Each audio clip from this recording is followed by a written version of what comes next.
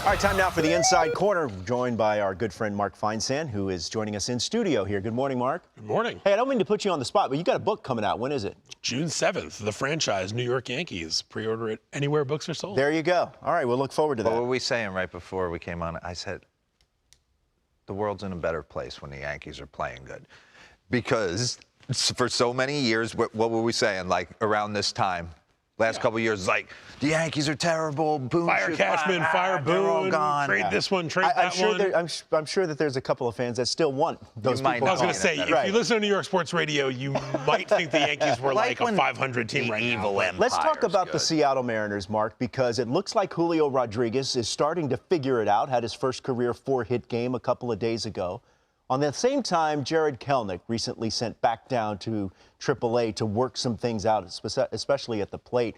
Where are the Mariners on their two young prospects in the outfield? Well, Seattle's learning what it's like to be trying to break in young players, and they're seeing both sides of the spectrum. Like you mentioned, J-Rod, 5 times reached base the other day, joined Ken Griffey Jr. and Alex Rodriguez as the only 21-year-old or younger players in team history to reach base 5 times in a game, hit a scorcher of a home run, leads the league with 10 stolen bases. He's on pace for a 4-win season at the age of 21. And there was panic at it. 2 weeks, slow start. We give these guys 20 at-bats, and we're like, send them down. Well, but at the same time, Jared Kelenic. I was going to say, they've given Kelenic more than 20 at-bats. He was hitting 140 with a 509 OPS in 30 games, 96 plate appearances. They sent him back down to AAA. He didn't argue it. He knew where he needed to go. Yeah. This isn't about changing his swing. This isn't about anything about the mechanical way he goes about the game. This is about going back down there, regaining his confidence, letting him get some good feeling back, and then at some point he'll be back. Now, there's no timeline. The Mariners didn't put a timeline on it. He didn't want a timeline on it, from what I'm told. He wants to go down there, sort of regain his groove, so to speak, and then come back. But when you look at it, 123 games, 473 plate appearances, 173 average. You see it right there.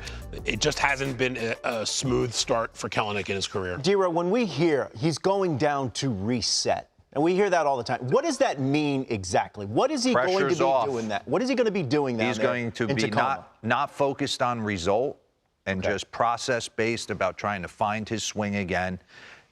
It's not about wins and losses in the minor leagues. At least when I was coming up, that wasn't what the Atlanta Braves harped on. They harped on getting better, working on your craft, getting your weaknesses stronger. So he's going to go down there, take the pressure off, probably be around guys that he knows a lot better, coming up through the minor leagues with, after getting traded over. So a chance for him to reset. Kind of jumping off, though. Seattle, super interesting with all their young players. Logan Gilbert's been phenomenal. George Kirby, local boy, just came up and has looked really good. So there's a lot to be fired up about. And one guy really flying under the radar, I think, nationally, J.P. Crawford. Yes. You look at what he's doing. Yeah. Go back to the offseason when all those shortstops were on the free agent market, and everybody was saying, oh, Seattle's an obvious destination for one of them. Jerry DiPota came out of the GM meetings and said, J.P. Crawford's our shortstop. Well, Trevor Story or somebody else wants to come here, second base is open, but J.P. Crawford's our shortstop. The last calendar year, he's a 4.5 win player, right there with Mookie Betts and Marcus Semien.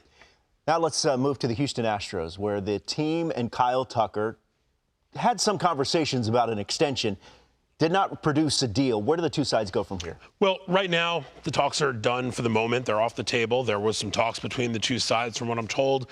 It did not result in an extension. Now, if you look at the Astros and the way they've gone about their business over the years, and obviously different GMs from then to now, but same owner. Right?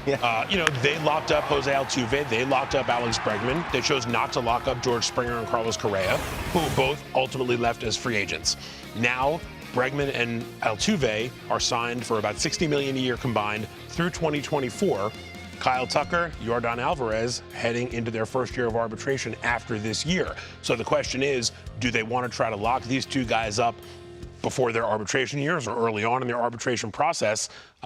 Didn't happen with Tucker. Remains to be seen whether or not they try to lock up Alvarez. What would a deal? What would a deal for Kyle Tucker look like? What's a comp that we can kind of point to? It's a lot bigger than you think. Yeah, probably. It's tricky because these are pre-arbitration players, so you have to factor in, like, it's not going to be what you would think about a player of his caliber getting on the free agent market, because you factor in, once you bake in the arbitration years where they are not going to be making $25 million a year.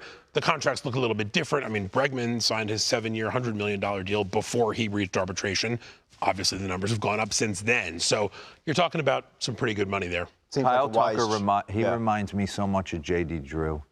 Not the same body structure, but the way they approached the game, it looked like he could do this in his sleep. It doesn't seem to be rattled by much. The Astros are at Fenway to take on the Red Sox. And speaking of which, they have two pitchers, Michael Wacha, Chris Sale, that are currently not available. What's the latest on those two and their return? Well, Wacha's a lot closer than Sale. Wacha threw a 2-inning simulated game at Fenway yesterday. He is eligible to come off of the IL on Friday. There's a chance he could start this weekend if everything goes well in the aftermath of his simulated game. And that'll be a nice boost for the Red Sox. Obviously, they're having a really brutal season to this point. He's been one of the few bright spots, right? 3-0, 138 ERA in 5 starts. They'd like to get him back and try to start turning things around. Sale is playing catch down in Florida, which doesn't sound like much, but it's at least a step forward. There's still no real timetable on him, but the fact that he's at least resumed throwing has to be a good sign for them. There's some hope that they'll get him back sometime this summer. Yeah, Chris Sale, I mean, I'm surprised. We talked about that, I think, on opening day. Who's the one guy that could change the whole direction of a team's season? It would be Chris Sale. The big question, of course, is where are the Red Sox when they get him back? What will he look like when he comes back? But, you know, if they're 15 games out of a playoff spot at that point, or 15 out of the division and 10 out of a wild card, will it even matter at that point? Alex Cora is not going to allow that to happen. Yeah.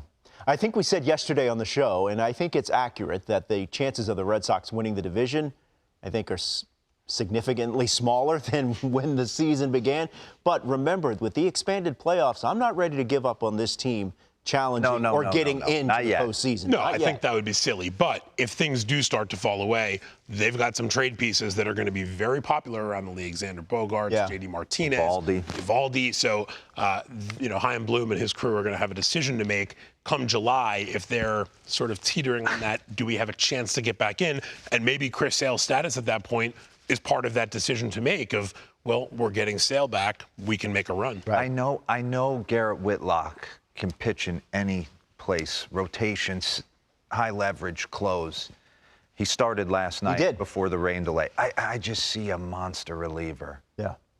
I know they need him to start right now, but I think the Boston Red Sox have the right pieces, or the makings of the right pieces. I think Alex Cora is trying to figure out the shifting of where it makes sense. Yeah. Is Pivetta a bullpen guy like I witnessed in the postseason last year? He's a starter. What's Tanner Houck? What's Garrett Whitlock? I think it's like we're trying to figure out right now where to get the best out of these guys. They've got 4 teams to leapfrog to get into that final 5 teams, excuse me. Yeah, don't you sleep on the O's.